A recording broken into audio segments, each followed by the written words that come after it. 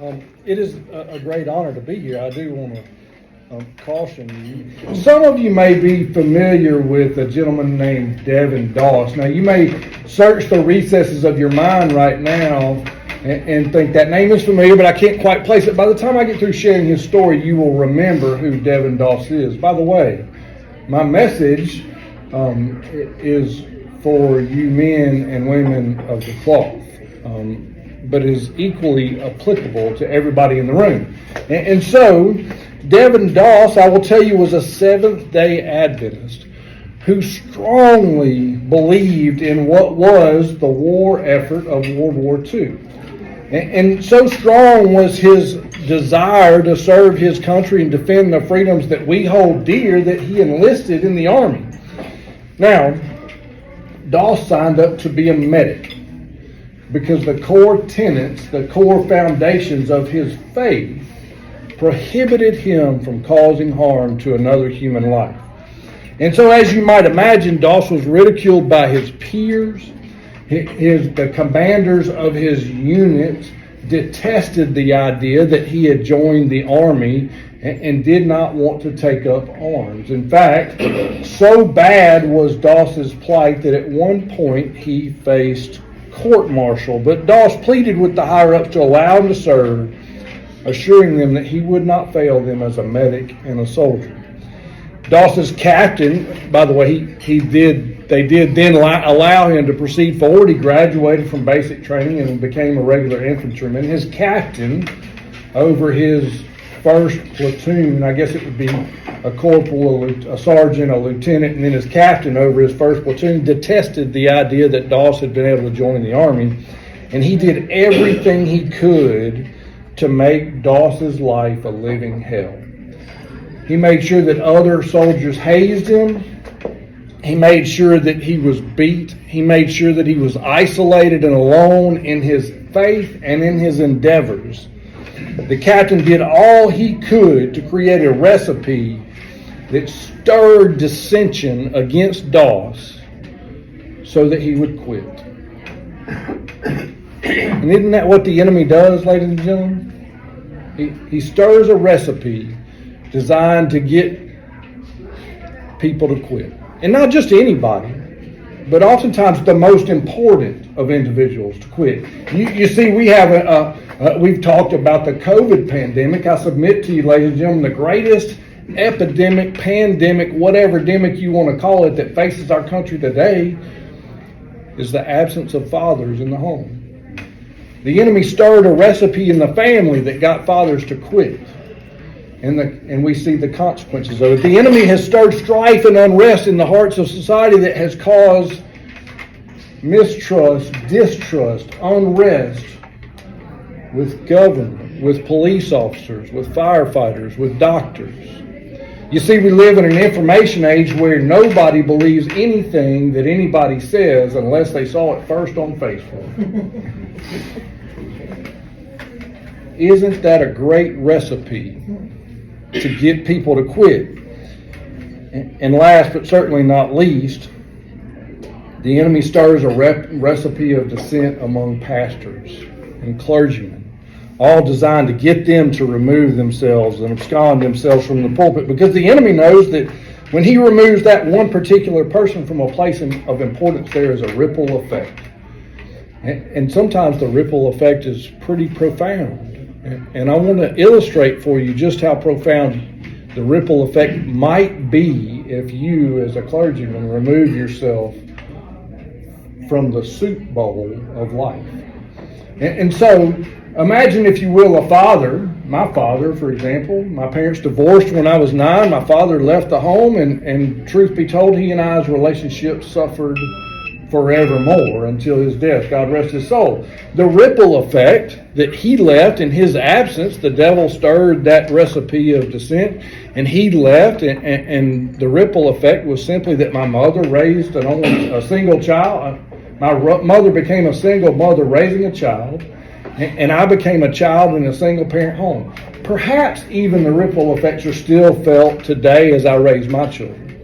But relatively speaking, my father's absence from the home was pretty small. Now, A police officer removes himself from the community. He changes professions. A prosecutor decides he doesn't want to pursue the path anymore. A doctor decides it's not worth the trouble of dealing with all the experts. And what happens is the community, the neighborhood feels the ripple effect. It's a little bit bigger than the ripple effect of what my father might have left in his way. But you, the clergy, you see, Jack, if you leave Carolina Baptist Church, it's not just your family that feels that effect. It's not even just your church that feels that effect. But it's the whole community that feels that effect. And so I don't say this to you to underscore like the importance of you doing your job. I say this to you to underscore just how much of a target you are because of how important you are to the people you serve. And so, Desmond Doss never quit. You see, he knew he had a purpose. But the whole time, imagine when he was beat, when he was hazed, when he was ridiculed, imagine the enemy whispering in his ear, "Are you sure? Are you sure this is worth it? Larry, you go through so much grief. Are you sure it's worth it? This is a whole lot of headache. Are you sure you want to put up with it?" Desmond Doss never quit. And you can't either. You know, one fateful night in Okinawa, the Lord finally revealed the measure of Desmond Doss's true purpose. The U.S. soldiers were literally chased off of a cliff, and a battlefield left behind them strewn and riddled with dead or dying bodies. The army retreated over the face of the cliff and down to safer pastures far away from the battlefield. Desmond Doss's heart ached. He could not leave that battlefield. And so he returned, climbed that cliff during the dead of the night, crawled through the dead and dying, trying to render aid. One by one, he rescued American soldiers, took them back to the cliff that some of you might know as Hacksaw Ridge, lowered them down by rope to other medics waiting at the foot of the ridge to render aid and save those men. During the course of that night, Doss saved 75 men, including the captain who did all he could to get him to quit. Doss found his purpose in that battlefield, and so do you. For you work triage on the battlefield of life. The reality is, ladies and gentlemen, that nobody gets shot at more than clergy.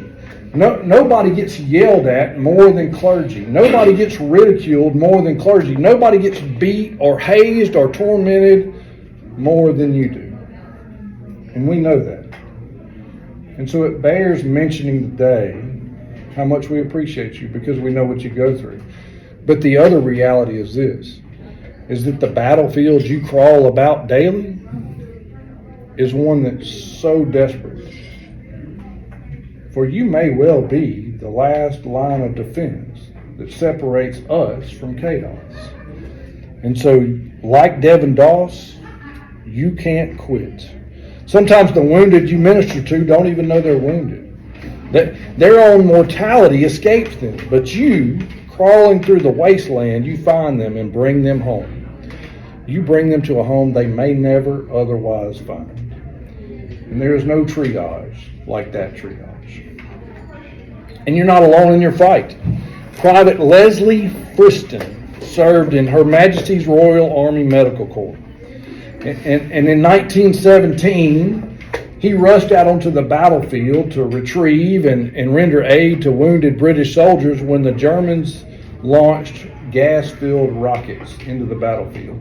And Leslie, consumed by gas, not only suffered respiratory damage and other serious physical ailments, he was also blinded. And there he lay on the ground.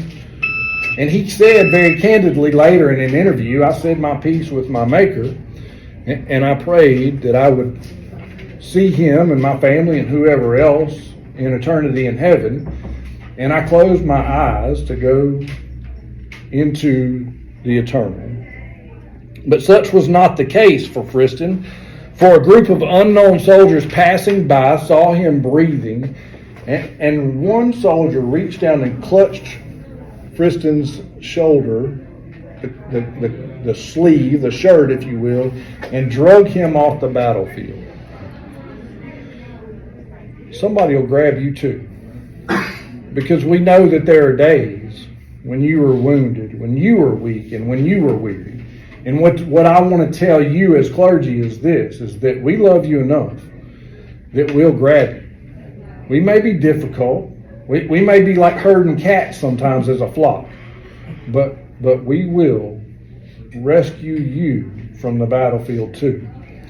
And you're not alone in your fight, right?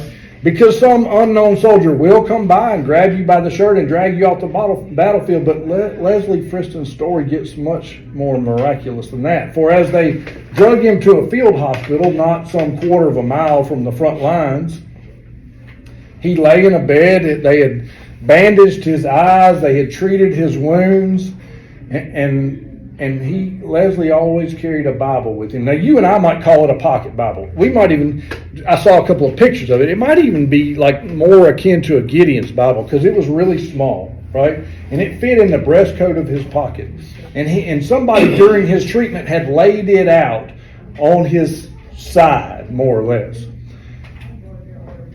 A German Luftwaffe, I knew I was going to butcher that word. I don't know why they just can't say German planes. Swooped in from overhead and strafed the field hospital with bullets. 2 bullets from that plane's machine gun lodged in that Bible. And Leslie said it was the greatest day of his life because it allowed him to spend all the rest of his life telling people how God saved him. So yes, you fight the hardest battle there is to fight. But no, you are not alone. Because first and foremost, you go with the greatest escort ever known in all of the universe. The mightiest soldier, the most powerful God. There is no other than him. And he walks before you and he makes your path straight. But we'll come behind you. And we'll grab you up and we'll drag you off the battlefield. Doss never quit. Leslie Friston never quit. He never recovered his eyesight either. But he celebrated for the rest of his life. We celebrate you too. And I know you don't yours is not a calling of fame or glory. We know your hearts. We know why you do what you do, but we celebrate you still. And here's why.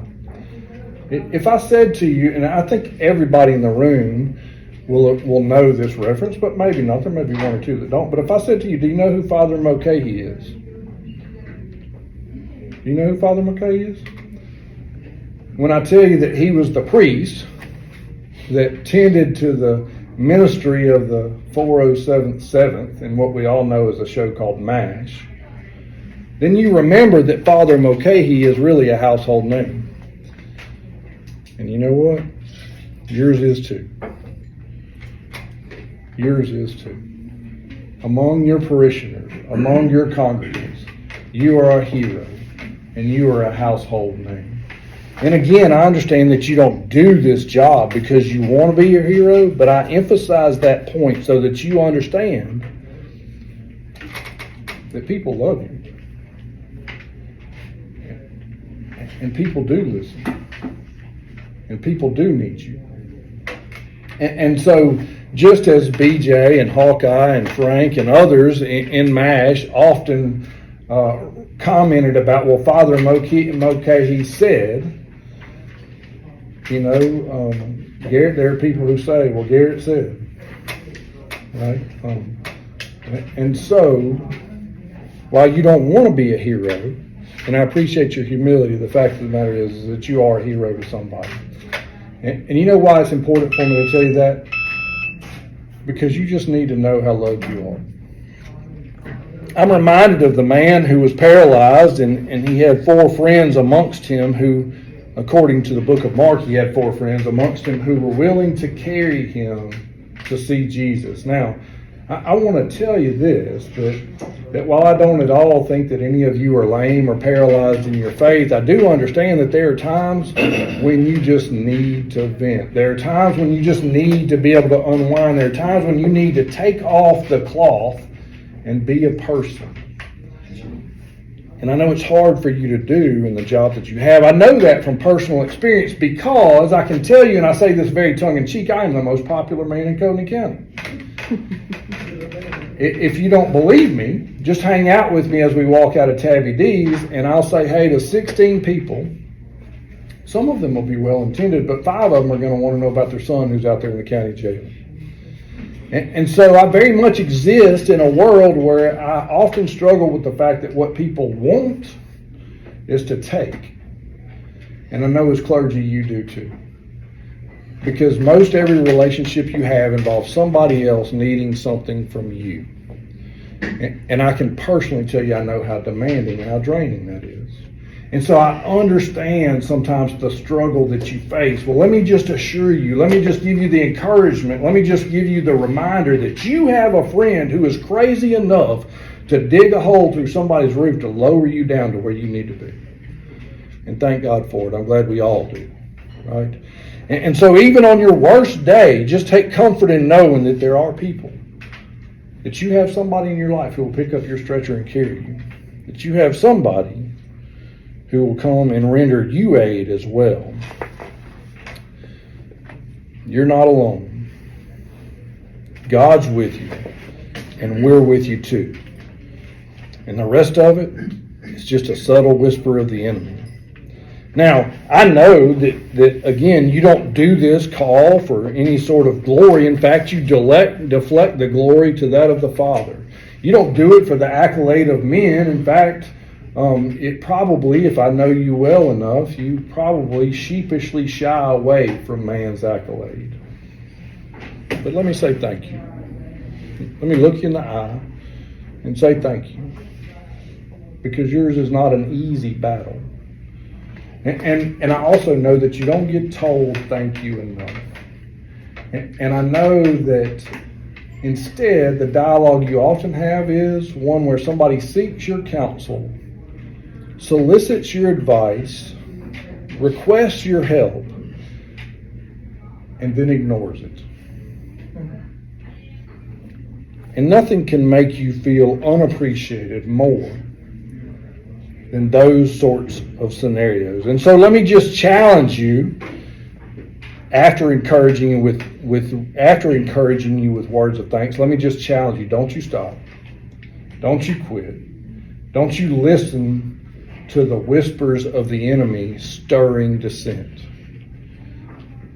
Paul, just as Paul challenged young Timothy, you keep fighting the good fight, and you keep your faith, and you finish this race that you are running. Why? Because too much hangs in the balance. Why? Because the fact that we are knuckleheads should not deter you from your purpose. So I'm reminded of, don't ever forget that as Peter looked out over the ocean and said, Lord, if that's you, command it and I'll come to you, that there were a whole group of knuckleheads in the back of the boat, stricken with fear, too scared to do anything. Peter very easily could have let them deter him from his mission. Instead, he got out of the boat. And sure, he got distracted by the winds and the waves of life and began to sink, but he never took his eye off his purpose. And so you're out of the boat, ladies and gentlemen. Don't let us knuckleheads detract you. I'm reminded of a true story, and this is where I'll close. In fact, I'm glad to see Jan here. I wrote of this story in her book. If you've never read Jan's book, by the way, you should read it. It's fantastic. I wrote. She invited me, and I very much appreciate it. I was honored to write the forward in it, and I shared of a day that I spent with Scott Dawson. Scott Dawson is an evangelist. He mostly does youth ministries, but we had invited him here to Cody County to participate in a men's event with us. And we had some 1,800 men in the Cody County arena, and Scott was going to MC this men's event for us. And so Scott tells me about an hour before we start hey, I just really feel led to start with an invitation. I know y'all want me to do a welcome, but I feel led to start with an invitation. Now, I've asked Scott to come do this. I've invited him in his capacity as a pastor to come be a pastor. And then he tells me what he feels led to do. And you know how quickly I went, that's a great idea, Scott. You see, I asked for his advice. I asked for his help. I asked for his participation, and then I was tempted to reject it. Because that's what we do as people. And I know that's what you face often, time and time again. But don't you quit. I told Scott, I was like, are you sure about this, buddy? I mean, this is we just got here. Like this, we just started. He's like, I'm just telling you, I feel led to do it. And so Scott preached for 35 minutes or so, did a beautiful presentation of the gospel, and asked everybody to bow their heads for the invitation. And I bowed my head and I began to pray, dear God, don't let my friend Scott be embarrassed. Please just let one man, maybe two, go forward and let Scott see that there was fruit in his labor. You see, sometimes as a flock, we don't want to follow you. And I know that's hard on you. I know that sometimes it hurts. Sometimes it can be discouraging. Sometimes the enemy can say to you, see, they're not even listening to you. A few minutes went by. Scott continues to pray through the invitation. And I hear him say, could I get some pastors to come down? I think, Larry, you were there. Could I get some pastors to come down and help, please? And I raised my head from a place of disbelief, from a place of little faith. And what transpired over the next 10 minutes or so was one of the greatest movements of God I've ever seen, because 218 men came down forward and got saved. And when I tell you that I was reduced to tears at what God had done, that would be an understatement. And so where I want to close is this. I know it's hard. I know your struggle is mighty. I know that sometimes you feel alone in the battlefield. I know that sometimes you say, ladies and gentlemen of the church, it is time for us to engage in the fight, and we say we don't want to. Don't you quit. Don't you stop. For too much hangs in the balance. Yours is a mighty work. Certainly, to say that the harvest is plenty and the workers are few is probably the understatement of all understatements. Our world right now spins in chaos. Truly, and I often hear, and I know that you clergy will agree with me, I often hear people say we are a Christian nation. No, the reality is we are a world governed by the Prince of Darkness. And we are a Christian people trying to survive in it. And you know what? I can't tell you how many times as I look, I had no idea who was going to be here today, by the way, as clergy. But as I look around at the clergy in this room, I can't tell you how many times that I have looked up from a place of darkness just to see one of you. And you made a difference in my life. And I can promise you, you have done that for so many more people too. So here today, just know that we thank you, we appreciate you, and we love you. God bless.